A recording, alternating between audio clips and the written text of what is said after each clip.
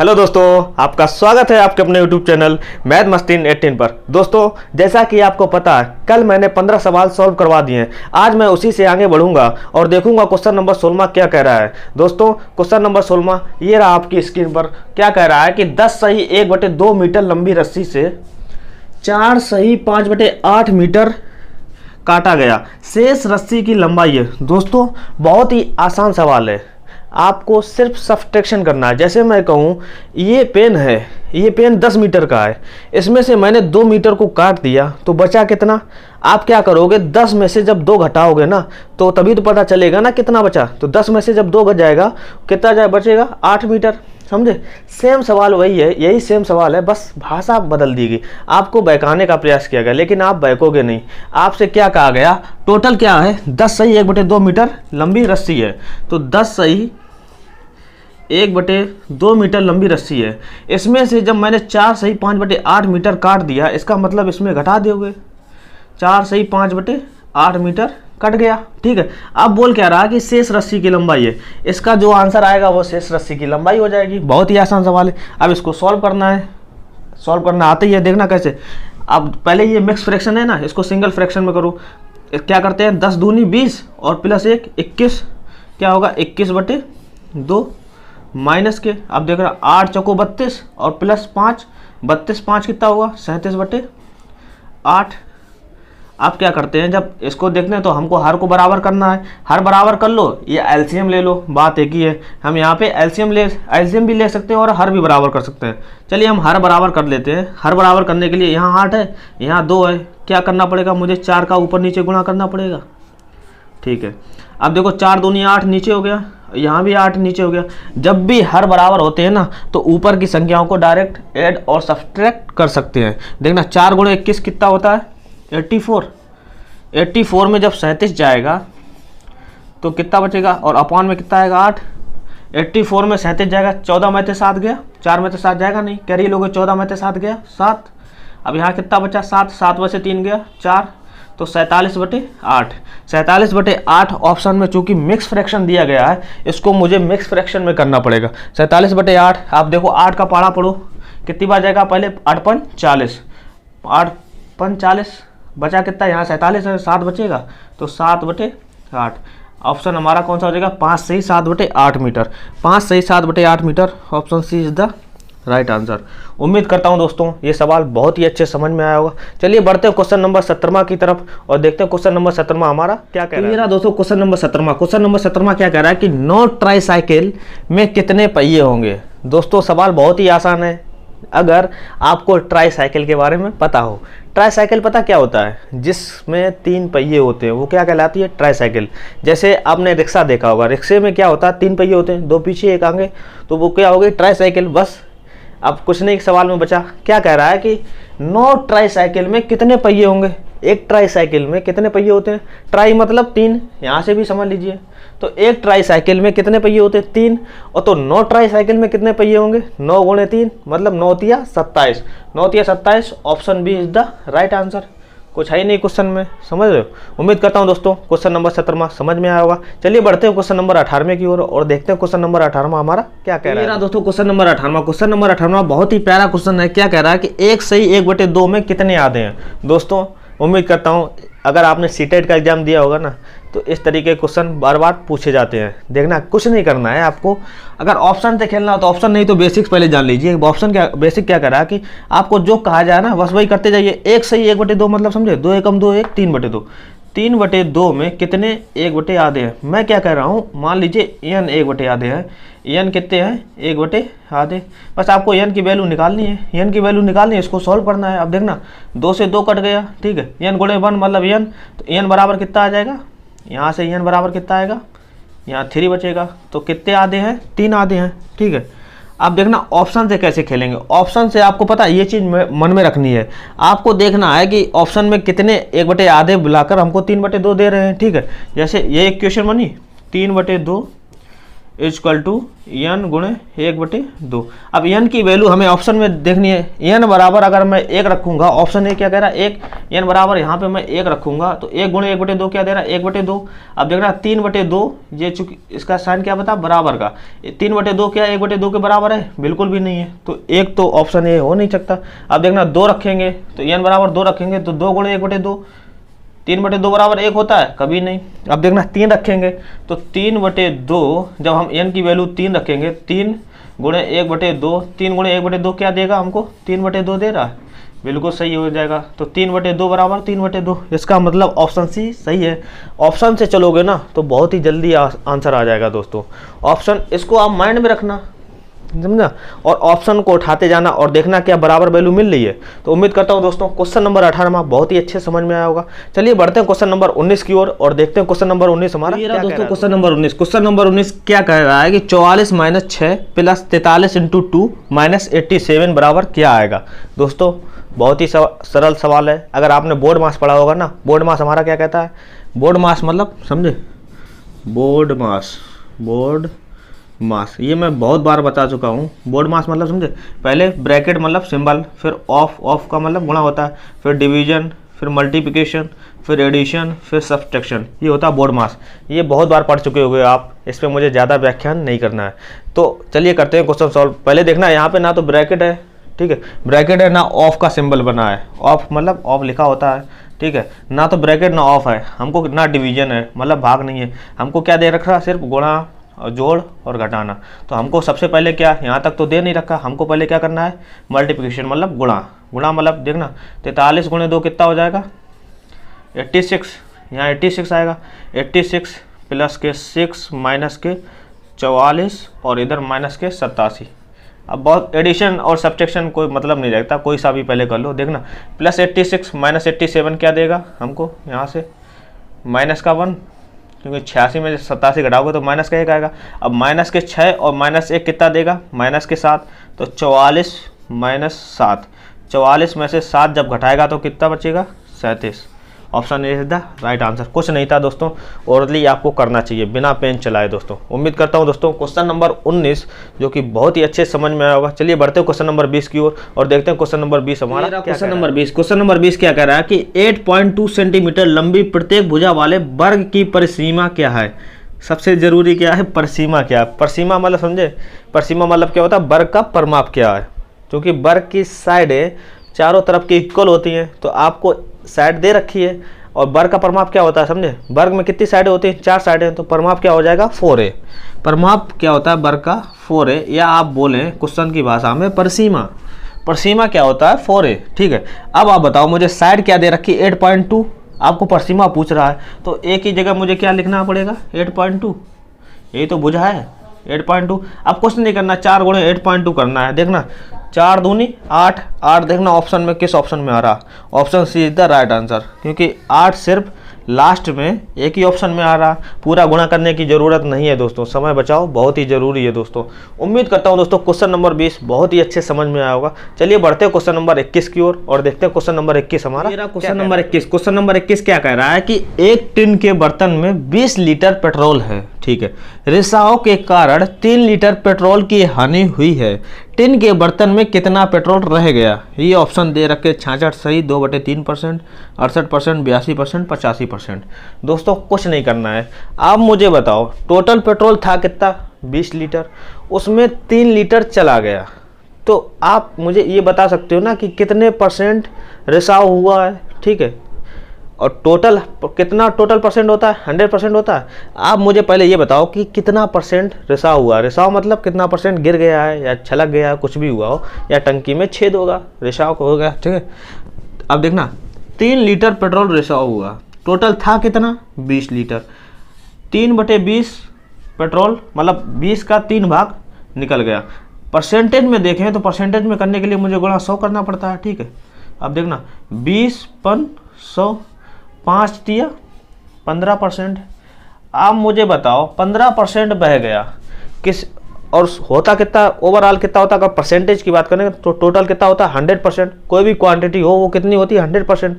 आप मुझे बताओ 100% क्वांटिटी थी, उसमें 15% बह गया तो कितना बचा 85%, 85% बह गए, बचा 85% बचा। तो पूछा गया टिन के बर्तन में कितना पेट्रोल रह गया, कि टिन के बर्तन में कितना पेट्रोल रह गया, 85%। Option D is the right answer. उम्मीद करता हूं दोस्तों क्वेश्चन नंबर 21 बहुत ही अच्छे से समझ में आया होगा। चलिए बढ़ते हैं क्वेश्चन नंबर 22 की ओर और देखते हैं क्वेश्चन नंबर 22 हमारा क्या क्वेश्चन नंबर 22। क्वेश्चन नंबर 22 क्या कह रहा है कि 3 पेंसिल का मूल 20 रुपए है तो 6 दर्जन पेंसिल का मूल क्या होगा। दोस्तों बहुत ही आसान सवाल है, आपको पता होना चाहिए कि एक दर्जन में कितनी पेंसिलें होती है, 12 पेंसिलें। कुछ नहीं करना है, देखना आप मुझे बताओ 3 पेंसिल का मूल दे रखा है 20 रुपए, एक दर्जन में कितनी पेंसिलें होती है, 12। 12 बनाने के लिए मुझे यहाँ क्या करना पड़ेगा, 4 का गुणा, इधर का 4 किया तो इधर भी 4 करना पड़ेगा, 4 तिया 12 हो गया। 12 मतलब एक दर्जन, एक डजन लिख दिया। एक डजन का मतलब मूल कितना हो, 20 चौको 80, एक डजन का मूल कितना होगा 80। हमको चाहिए कितनी, 6 दर्जन। 6 दर्जन चाहिए तो 6 बनाने के लिए मुझे 6 का गुणा करना पड़ेगा, इधर भी 6 का गुणा करना पड़ेगा। 80 गुणे 6 कितना होता है, 480।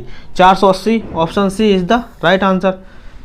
ये तो हो ही नहीं सकते, एक दर्जन का मूल ही 80 रुपये है तो 40 और 48 काहे होंगे, उससे ज़्यादा होगा ना, 80 से ज़्यादा होगा क्योंकि 6 दर्जन की बात कर रहा हूँ। तो option C is the right answer. उम्मीद करता हूँ दोस्तों क्वेश्चन नंबर 22 बहुत ही अच्छे समझ में आया होगा। चलिए बढ़ते हैं क्वेश्चन नंबर 23 की ओर और देखते हैं क्वेश्चन नंबर 23 हमारा। तो ये रहा क्वेश्चन नंबर 23। क्वेश्चन नंबर 23 क्या कह रहा है कि 2 समांतर रेखाओं के बीच की दूरी, ऑप्शन दे रखे घटती है, बढ़ती है, बराबर रहती है, घट या बढ़ सकती है। दोस्तों मुझे नहीं लगता इसमें समझाने की जरूरत है। आप मुझे बताओ समांतर रेखाएं क्या होती हैं, 2 समांतर रेखाएं क्या होंगी, एक समांतर रेखा गई, इसी के जस्ट समांतर रेखा अगर खींचेंगे तो इसी की कॉपी होगी। 2 समांतर रेखाओं के बीच की दूरी हमेशा ध्यान रखिए, हमेशा ना तो कभी घटेगी और ना कभी बढ़ेगी, हमेशा दोनों।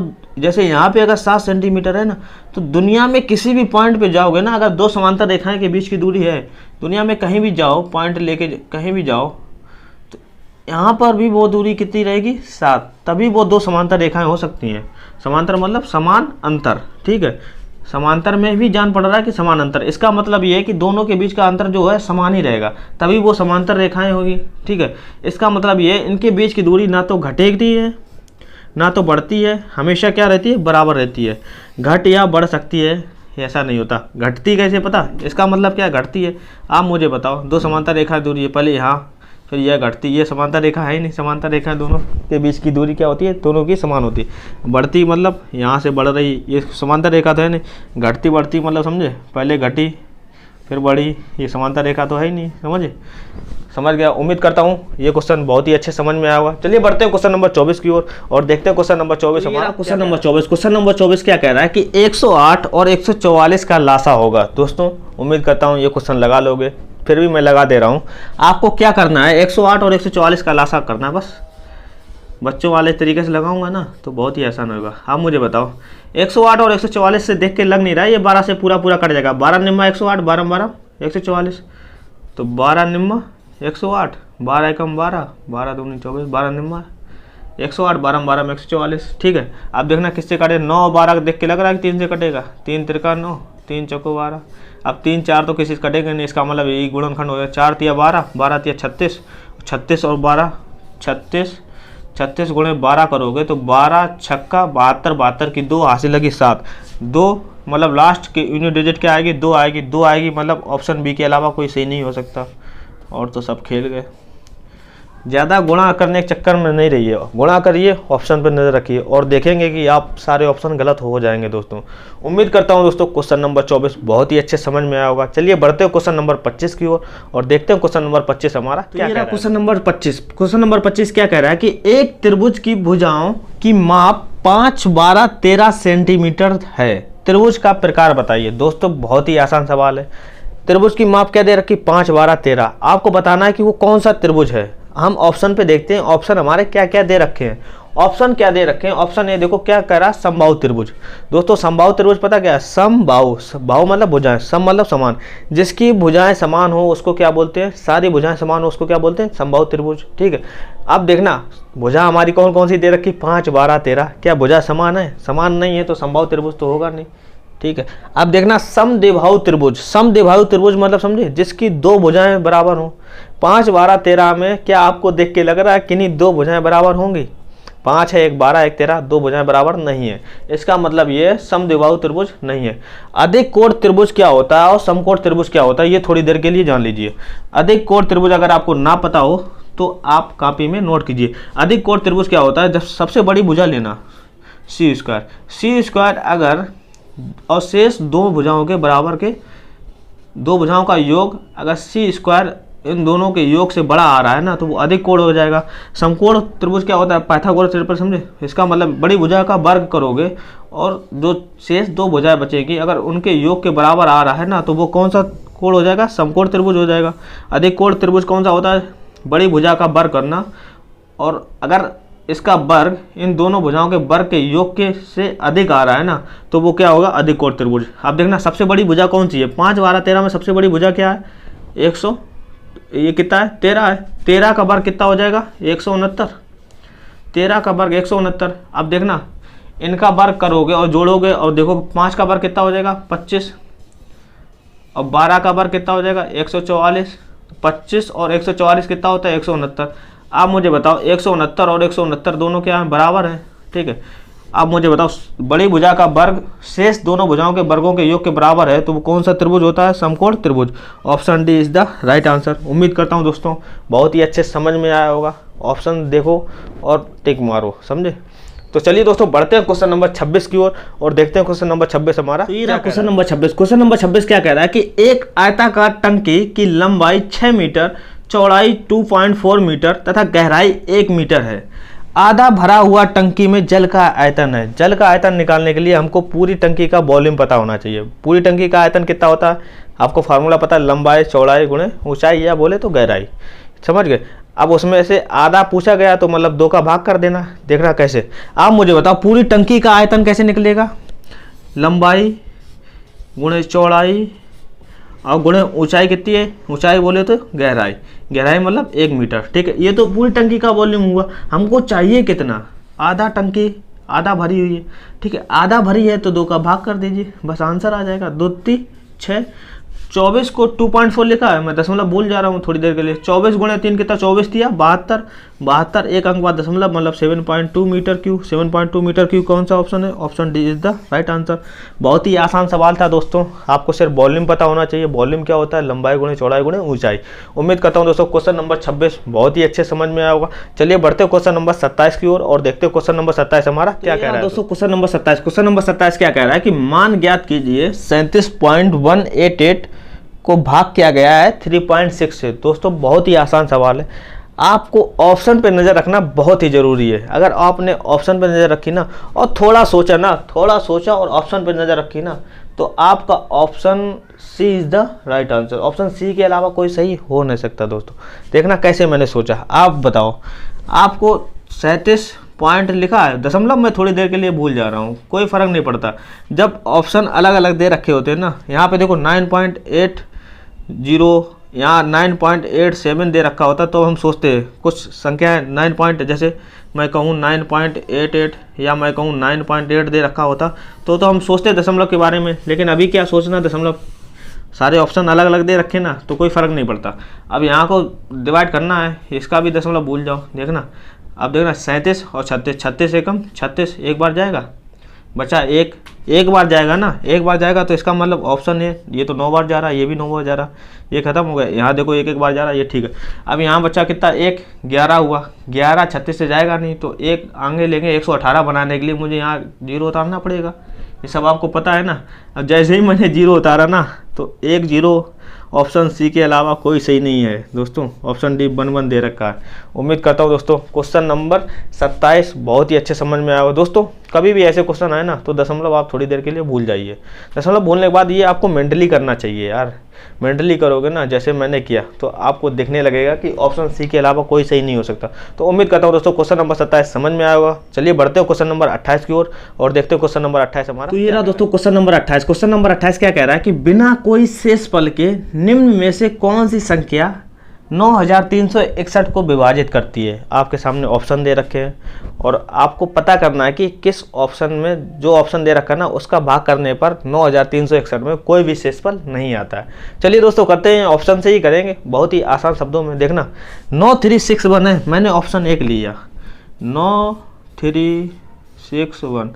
अगर मैं ऑप्शन 1 लेता हूँ और 13 से भाग करता हूँ और देखता हूँ कि कोई शेषफल नहीं बच रहा है, अगर शेषफल नहीं बच रहा है तो हमारा 13 सही, शेषफल बच रहा है तो 13 गलत हो जाएगा। देखना 13 सत्ते 91, 2 93 26 हुआ, 13 दूनी 26, एक बचा मतलब शेषफल एक ही है हुआ, इसमें शेषफल बच रहा है, इसका मतलब ये 13 ऑप्शन नहीं हो जाएगा। ठीक, ऑप्शन ए खत्म, क्योंकि ऑप्शन ए में शेषफल बच रहा है, हमको चाहिए क्या कि कोई भी शेषफल ना बचे।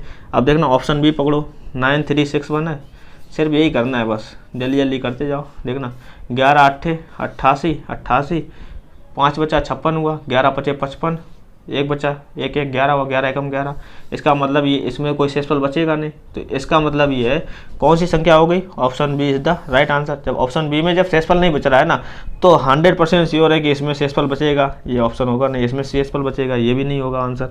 तो आंसर हमारा क्या होगा, option B is the right answer. तो उम्मीद करता हूँ दोस्तों क्वेश्चन नंबर 28 बहुत ही अच्छे समझ में आया होगा। चलिए बढ़ते हैं क्वेश्चन नंबर 29 की ओर और देखते हैं क्वेश्चन नंबर 29। दोस्तों क्वेश्चन नंबर 29 क्या कह रहा है कि 999 तथा 3000 के बीच 4 अंकों वाली कितनी संख्याएं हैं। दोस्तों ये आपका थॉट प्रोसेस मजबूत कर देगा, बहुत ही प्यारा क्वेश्चन है, बहुत ही इंटरेस्टिंग क्वेश्चन है। आप मुझे बताओ 9999 से लेकर 3000 के बीच की संख्याएं किन नंबरों से मिलकर बनेंगी। देखना वो नंबर वही तो होंगे 0 1 जो हमारे डेसिमल सिस्टम में चलते हैं, 3 4 5 6 7 8 9, इन्हीं नंबर से तो संख्याएं बनती हैं, यही तो हमारे डिजिट होते हैं। ठीक है, कितने डिजिट होते हैं टोटल, 10 डिजिट होते हैं। ठीक है, आप मुझे बताओ मुझे कै अंकों की संख्या बनानी, 4 अंकों की संख्या बनानी, मतलब मुझे 4 प्लेस फिल करने हैं। ठीक है, आप मुझे बताओ थोड़ा सोच के मुझे पहले नंबर पर क्या फिल करना पड़ेगा।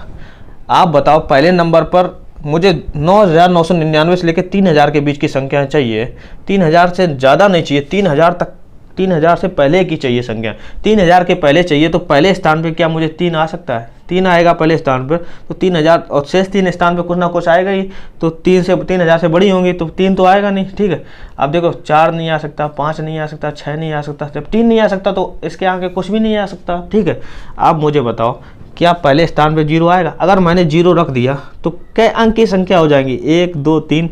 अब बताओ 0 113 जैसे मान लिए, 131 मान लिए, तो ये 3 अंक की तो संख्या हुई 131। ठीक है, तो हमको पूछा क्या गया 4 अंकों की संख्या, तो यहाँ पे 0 भी नहीं हो सकता। तो इस नंबर पे कितनी पॉसिबिलिटी है, इस नंबर पे कितनी पॉसिबिलिटी है, टोटल 2 पॉसिबिलिटी है। यहाँ पे सिर्फ 2 ही अंक आ सकते हैं, या तो 1 से स्टार्ट हो संख्या या 2 से स्टार्ट हो, इसके अलावा कुछ नहीं आ सकता। अब बचे शेष 3 डिजिट पे हमको कुछ भी लिख सकते हैं। टोटल डिजिट क्या है 10, टोटल डिजिट 10 है, तो इसमें 10 पॉसिबिलिटी हो सकती है। यहाँ पे कुछ भी नंबर आ सकता है, ये 0 आ सकता है, 1 आ सकता है, 2 आ सकता है, 3 आ सकता है, 4 आ सकता है, 5 आ सकता है, 6 आ सकता है, 7 आ सकता है, 8 आ सकता है, 9 आ सकता है, मतलब टोटल 10 आ सकते हैं। यहाँ पर कितनी पॉसिबिलिटी हुई 10। अब इस नंबर पे भी 10 पॉसिबिलिटी, यहाँ पे भी कुछ भी आ सकता है, यहाँ पे भी कुछ आ सकता है, तो टोटल पॉसिबिलिटी पूछी गई कितनी संख्याएँ बन सकती हैं। ठीक है, अब देखना 10 × 10 × 10 × 2 कितना हुआ, 2 20 200 और 2000 कहीं ऑप्शन में दे रखा, option B is the right answer. दोस्तों थोड़ा सोचोगे ना तो ऑप्शन पे नज़र रखोगे और आंसर आपका आ जाएगा, बस थोड़ा सा सोचना है यार, तो इतना तो सोच ही सकते हो। चलिए दोस्तों बढ़ते हैं आज के लास्ट सवाल की ओर और लास्ट सवाल देखते हैं हमारा क्या कह रहा है। दोस्तों क्वेश्चन नंबर 30 आज का लास्ट सवाल क्या कह रहा है कि भिन्न को आरोही क्रम में सजाने का विन्यास है। आरोही क्रम समझे, आरोही क्रम क्या होता है, जैसे घटते से बढ़ता क्रम, जैसे 1 2 3 4 5 6, इसी का भाई होता है अवरोही क्रम। अवरोही क्रम क्या होता है, बढ़ते से घटता क्रम, जैसे 8 7 6। उम्मीद करता हूँ तो समझ में आया होगा। अब देखना कभी भी फ्रैक्शन लिखा हो ना, उसको आरोही क्रम में बढ़ाने को कहा जाए। आप उसे, सबसे आसान सवाल है कि आप उसे डेसिमल नंबर में शिफ्ट कर दीजिए। डेसिमल नंबर समझे, जैसे आप मुझे बताओ ये संख्या दे रखी 3/8 5/6 2/3 5/9 5/6 2/3 5/9 3/8, मतलब चारों ऑप्शन में सेम संख्या दे रखी। क्यों ना हम सभी को एक चीज़ को ना डेसिमल में शिफ्ट कर ले रहे और फिर आंसर मिला लेंगे। देखना कैसे, जैसे बताओ 3/8 है, इसको डेसिमल सिस्टम में करना है, 3/8 तो जाएगा नहीं, तो पॉइंट लगाओगे तो कितना हो जाएगा, 30 हो जाएगा, 30 हो जाएगा। अब 8 से भाग करोगे कितनी बार जाएगा, 8 या 24, मतलब 3 बार जाएगा। तो 3/8 को क्या लिख सकते हैं, 0.3। ठीक है, आप देखना 5/6, अब 5/6 देखो, यहाँ दशमलव लगाया 50 हुआ, 66 48, आगे हमें कोई मतलब नहीं है, 0.8 लिखा। अब देखना अब कितना 2/3, 2/3 को हम कैसे लिख सकते हैं, पॉइंट लगाया 20 हुआ, 3 × 18 मतलब 0.6 समथिंग, 0.6 समथिंग आगे क्या आ रहा है, कुछ मतलब नहीं। अब देखना 5/9 लिखा, मतलब तो तब होता है जब आगे की आगे की डिजिट समान आती। जैसे यहाँ 6 आ रहा 0.6 तो यहाँ भी 0.6, तब आगे का मतलब होता। अभी आगे का मतलब कुछ है नहीं, यहाँ 0.8 आ रहा, 0.6 आ रहा, 0.3 आ रहा, कोई फर्क नहीं पड़ता आगे क्या आ रहा। 5/9 है, 5/9 मतलब पॉइंट लगाओगे 50 हुआ, 9 अपना 45 मतलब 0.5 आया। अब मुझे बताओ अवरोही क्रम में आरोही क्रम में करना है। आरोही क्रम में करना है सबसे छोटा क्या है, 0.3 है। 0.3 मतलब 3/8 आना चाहिए, पहले 3/8 आना चाहिए। यहाँ देखो 3/8 आ रहा, सही है। यहाँ 5/6 आ रहा, बिल्कुल आ रहा है, लेकिन यहाँ 3/8 आना चाहिए, इसका मतलब ऑप्शन भी नहीं हो सकता। यहाँ 3/8 आ रहा है, यहाँ 3/8 आ रहा, बिल्कुल सही है। अब 0.3 से बड़ा कौन सा होगा, 0.3 से बड़ा 0.8 है, 0.6, 0.5, इनमें से कौन सा होगा, 0.3 से बड़ा 0.5 आएगा। अब बताओ 3/8 के बाद क्या आना चाहिए, 5/9। 3/8 के बाद 5/6 आ रहा, खत्म। 3/8 के बाद 5/9 आ रहा, ठीक है। 3/8 के बाद 2/3 आ रहा, हमको चाहिए क्या, 5/9। ऑप्शन डी गलत हो गया दोस्तों। ऑप्शन सी, अब आगे चेक ही नहीं करना है। अब मुझे बताओ 3 ऑप्शन गलत हो गए ना, तो इसकी ऑप्शन की सही होना इसकी मजबूरी हो जाती है दोस्तों। मुझे आगे चेक करने की बिल्कुल भी ज़रूरत नहीं है। तो दोस्तों उम्मीद करता हूँ आपको प्रीवियस ईयर क्वेश्चन 2011 का बहुत ही अच्छा लगा होगा और बहुत ही मज़ा आया होगा दोस्तों। आप जाने होगे कैसे 30 सवाल मात्र 10 सेकंड में उड़ाए जाते हैं दोस्तों। चलिए दोस्तों इसी के साथ विदा लेते हैं। जय हिंद दोस्तों।